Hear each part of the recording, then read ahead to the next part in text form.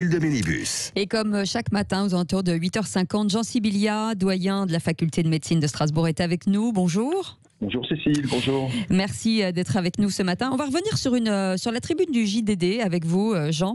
Cette tribune des malades au long cours qui demande une reconnaissance des malades selon leurs signes cliniques et non plus sur la base des tests virologiques et sérologiques, parce que beaucoup ont des symptômes et sont testés négatifs. Et donc ces milliers de malades en France n'en finissent pas d'avoir des symptômes et des rechutes du Covid-19 depuis 2 mois, avec plusieurs rechutes et plusieurs rebonds virémie ou de rebonds inflammatoires.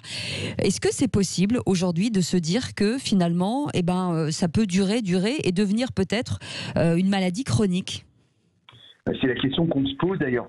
On a eu des auditeurs au téléphone la semaine dernière, on avait évoqué cette question, oui. et j'ai été contacté par plusieurs d'entre eux assez rapidement, ce qui montre bien une vraie demande, un vrai besoin donc, qui est exprimé.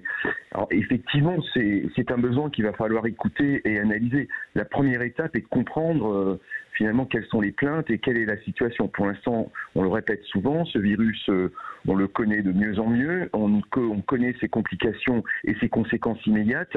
A-t-il des conséquences à moyen et long terme ? C'est une question qui reste ouverte. Oui, mais comment expliquer qu'on puisse être négatif et avoir encore des symptômes qui ressemblent à la Covid-19 ?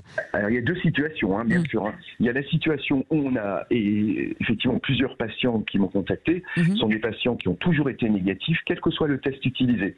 Jamais d'identification du virus, jamais d'anticorps. Donc là, évidemment, ça nécessite une analyse de la situation un peu particulière, dans la mesure où on n'a pas d'argument pour penser que les gens étaient en contact avec le virus. Alors, évidemment, il y aura d'autres explications probablement apportées dans ce cas-là.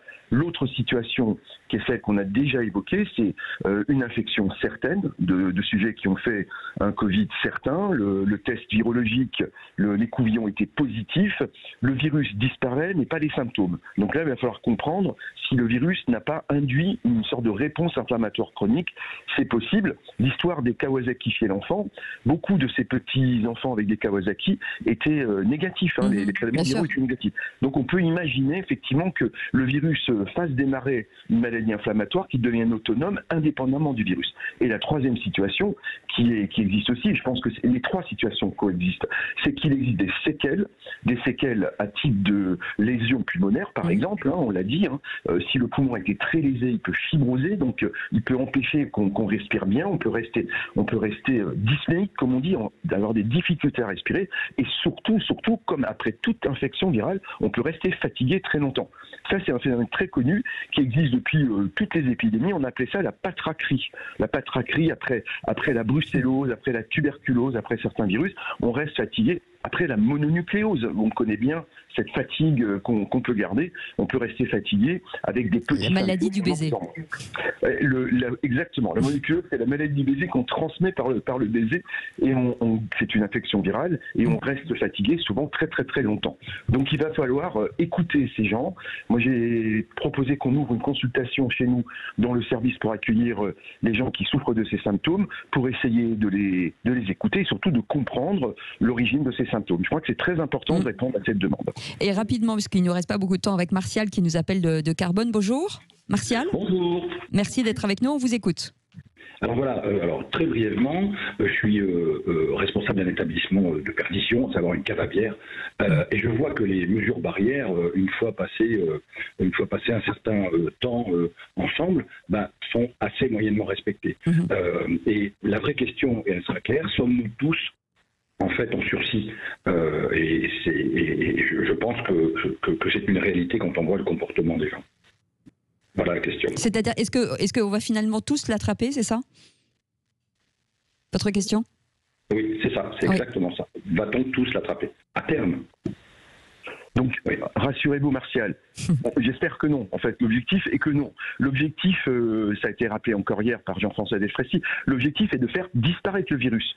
Donc, si on applique le fameux triptyque des mesures barrières, distance, masque et lavage de mains, on peut espérer empêcher le virus de circuler. S'il ne circule plus, il peut disparaître. C'est tout l'enjeu. Si on peut le faire disparaître dans les prochains mois, il ne circulera plus, il ne recirculera plus. Ça, c'est vraiment c'est le scénario idéal. Bien sûr, s'il circule encore un peu, on peut avoir des ressources, des petites deuxièmes vagues à l'automne. Il peut revenir en automne et on peut à nouveau se contaminer. Mais pas de scénario catastrophique. Je crois qu'il faut se dire qu'on est en train de réussir.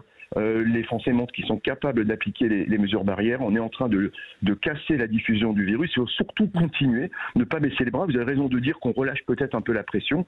Plus ça va bien, moins on a envie de se motiver à porter des masques parce que c'est pénible. Plus on a envie de se serrer dans les bras et c'est normal. Mais gardons quand même encore quelques semaines, peut-être quelques mois. Gardons ces bons réflexes, puisque visiblement ça marche. Et si ça marche, continuons ensemble. Exactement. Merci beaucoup Martial pour votre question et merci Jean Sibilia d'avoir été avec nous ce matin, doyen de la faculté de médecine de Strasbourg. Voilà, vous continuez de nous poser des questions 0826 300 300 et on refera un point demain matin à la même heure. En attendant, c'est le Grand Matin Sud Radio. Vous bougez pas, on revient dans un instant.